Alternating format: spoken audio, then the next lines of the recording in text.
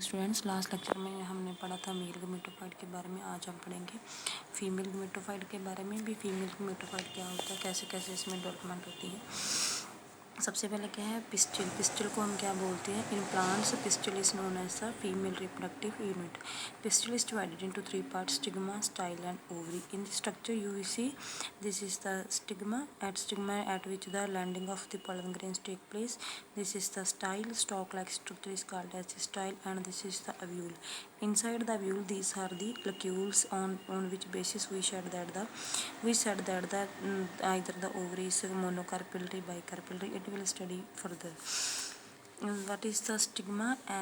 Act as a platform for the landing of the pollen grains. जैसे कि ये part है, ये पार्ट को हमने क्या बोला है कि ये पिस्टिल का ये पूरा का पूरा है female reproductive part. Female reproductive part को हम क्या बोलते हैं, स्टिग्मा। स्टिग्मा में क्या है कि जो landing of the pollen grains होती है, इसे आगे जाके पोलन ट्यूब बनती है जिससे कि डेवलपमेंट होती है।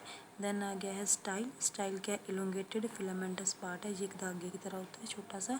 इलोंगेटेड मीन्स लंबा सा।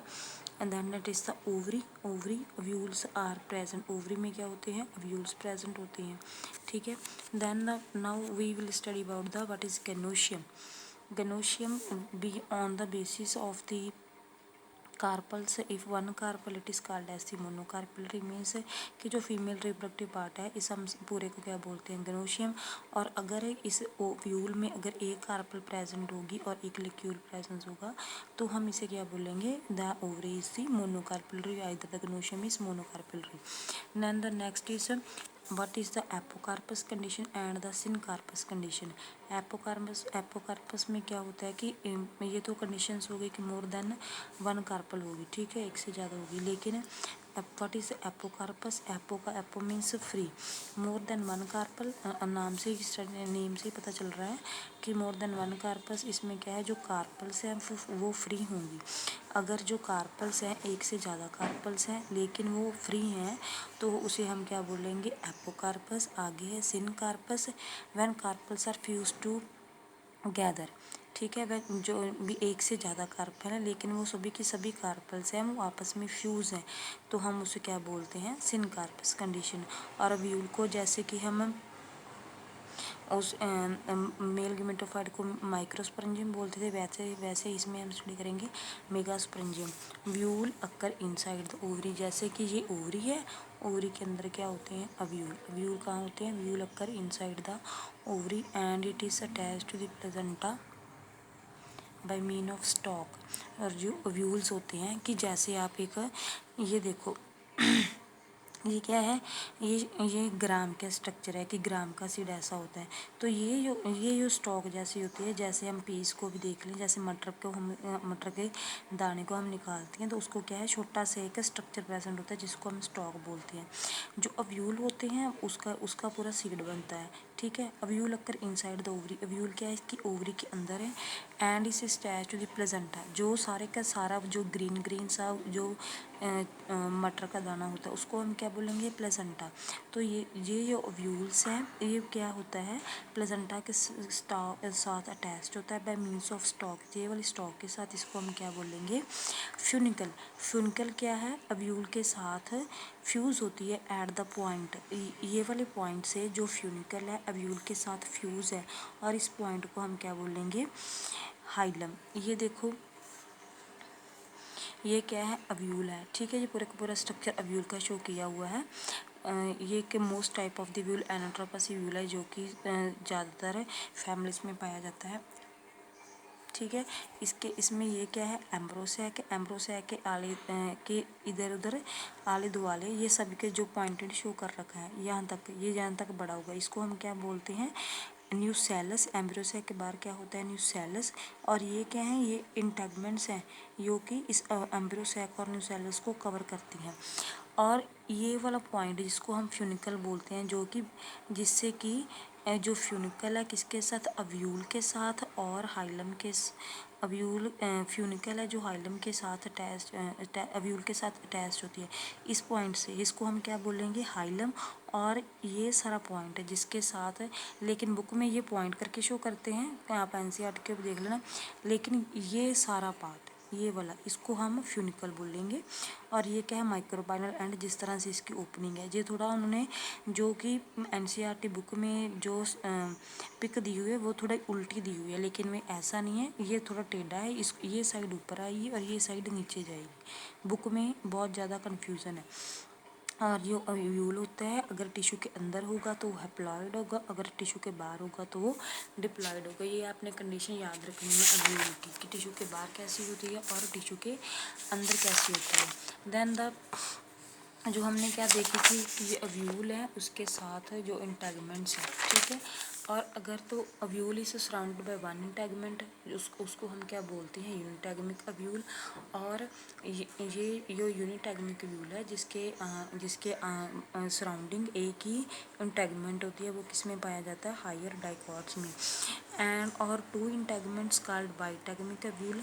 अगर जो अव्यूल है उसके सराउंडिंग दो ज़्यादा इंटेगमेंट है तो उसको हम बाइटैगमिक व्यूल बोलते हैं, एंड सो ऑन। और ये बाइटैगमिक व्यूल की एग्जांपल है वो क्या है, monocots and the primitive dicots. आगे हम देखेंगे स्ट्रक्चर ऑफ व्यूल्स कैसा है। ये स्ट्रक्चर ऑफ व्यूल है, ये इसके व्यूल के अंदर कैसे कैसे सेल्स का अरेंजमेंट है। ये तो आपने देखा है कि इसमें क्या है, ये इंटेगमेंट्स हैं, ये वाली इंटेगमेंट्स हैं, बाहर वाले इंटेगमेंट्स हैं। ये बुक में एक बहुत सारा डार्क स्ट्रक्चर बना है, रैफे। रैफे क्या है, रैफे जैसे कि हम एक सपोर्टिंग स्ट्रक्चर बोल देते हैं। जैसे कि अब अगर हम किसी ने भी कोई भी ऊपर से चीज़ लटकाते हैं तो उसको क्या है, उसको लटने के लिए किसी चीज़ का सहारा चाहिए, सपोर्ट चाहिए। और वो जो सपोर्ट का काम करता है ग्रेविटी को मेंटेन करने के लिए, कि जो व्यूल है वो गिरे ना, वो कौन काम करता है, रैफे। और ये स्ट्रक्चर ऑफ व्यूल्स है। व्यूल्स में से कितने सेल्स होते हैं, ये अंदर है, इसके अंदर 2 पोलर न्यूक्लियाई होते हैं और 3 सिनर्जिड सेल्स होते हैं, ठीक है। आगे हम देखेंगे टाइप्स ऑफ व्यूल, आगे आएंगे जो हम उसमें फर्दर सभी डिटेल की स्टडी करेंगे। ये आपको मैंने पहले जनरल से बताया है कि आपको पता होना चाहिए।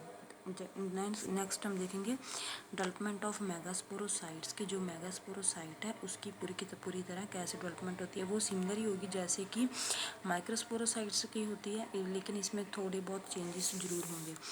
जैसे कि हमने पढ़ा था कि माइक्रोस्पोरोसाइट में क्या होता है, आर्किस्पोरियल सेल्स है वो उनका साइज़ बड़ा होता है।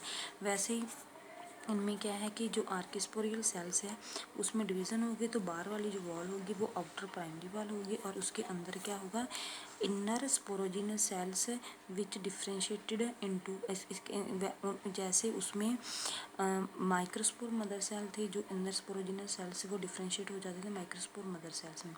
वैसे ही इसके जो इनर स्पोरोजिनस सेल्स हैं आर्किस्पोरियल सेल के, तो उसमें क्या वो कैसे डिफ्रेंशिएट हो जाएंगे, ऐसा MMC means megaspore mother cells में, जैसे कि मेगास्पोर मदर सेल्स में, जैसे कि माइक्रोस्पोर मदर सेल्स में मियोसिस हुई थी, वैसे ही मेगास्पोर मदर सेल में मियोसिस होगी तो क्या बनेंगे, 4 हैप्लॉइड मेगास्पोर बन जाएंगे, ठीक है। The process of the formation of the haploid megaspore from the diploid megaspore mother cell is called as the megasporogenesis. इसमें क्या है कि जो मेगास्पोर मदर सेल्स पहले बना था वो भी क्या है, डिप्लॉयड। सिमिलरली सभी सिर्फ एक नेम ही चेंज हो रहा है कि माइक्रोस्पोर के बजाय हम इसको मेगास्पोर बोल रहे हैं, क्योंकि जी हम फीमेल में कर रहे हैं, फीमेल गेमेटोफाइट में। इसमें क्या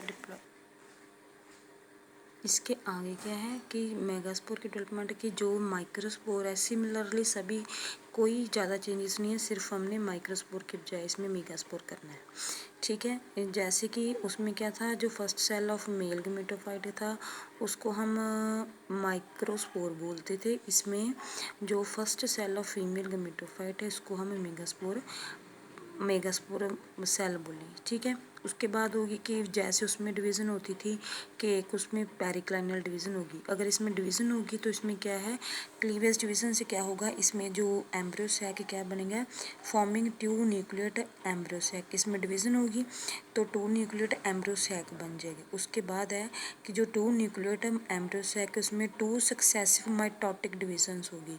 माइटोटिक डिवीजन होगी तो increase in number of cells होगा। जो पहले 2 से 2 का क्यूब क्या हो जाएगा, 8 हो जाएगा। ठीक है, इसमें क्या है 8 न्यूक्लियर एम्ब्रियो सैक बन जाएगा। में जो 2 न्यूक्लियर एम्ब्रियो सैक था उसमें 2 लगातार 2 सक्सेसिव माइटोटिक डिवीजन हुई तो उसमें क्या है 8 न्यूक्लियर एम्ब्रियो सैक बन गया। सेल वॉल फॉर्मेशन स्टार्टेड जब क्या है कि 8 न्यूक्लियर स्टेज होगी मेगास्पोर की, तो उसमें क्या है कि सेल वॉल की फॉर्मेशन स्टार्ट हो जाती है, resulting in the formation of the typical female gametophyte. जबकि 8 न्यूक्लियर एम्ब्रियो सैक होगा, 8 न्यूक्लियर स्टेज आ जाती है तो उसमें क्या है एक टिपिकल फीमेल गमीटोफाइट की फॉर्मेशन है वो स्टार्ट हो जाती है। इसके जो आगे का टॉपिक है वो हम नेक्स्ट वीडियो लेक्चर में करेंगे। इसमें सिर्फ आपने इस लेक्चर में आपको इतना ही बता रही हूँ कि इसमें कैसे जो फीमेल गमीटोफाइट की फॉर्मेशन होती है।